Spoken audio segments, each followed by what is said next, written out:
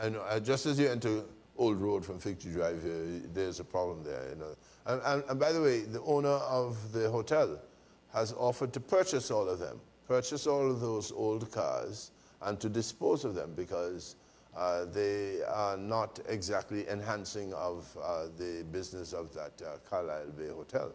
So we would hope that most people will collaborate instead of playing these cat and mouse games with the tow truck operators. When they put the X on, there's a period of, I think, 3 days or something, in which they have an opportunity to remove the vehicle if they still wish to have it.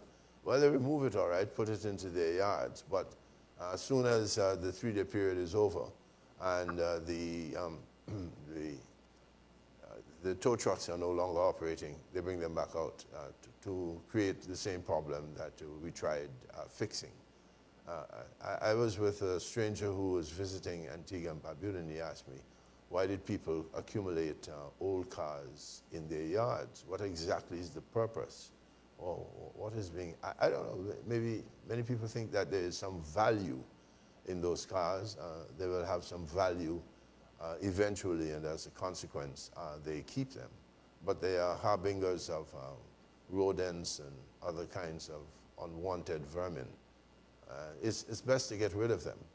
We have to persuade the Antiguans that keeping them hanging around in your yards or certainly on the streets in front of your homes is not healthy. And we are encouraging them to gladly give them up. They'll take them down to Cooks, and at some point in the future, we might crush them all and send them someplace where they can be smelted and turned into useful metal once more. Well, some of them have clearly not been moved for years. What is the government, the cabinet thinking of doing to make sure and encourage people to move them? Well, if they're on private property, there's very little we can do. I don't think that entering onto private property to remove a vehicle would, it might pass constitutional muster if the law is well crafted. But certainly those that are on the public streets, they can be removed as a consequence of their interference with the smooth flow of traffic and other reasons that a court could find to be acceptable.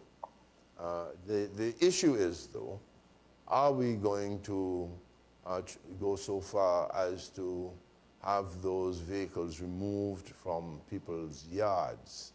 And the answer is we don't yet know.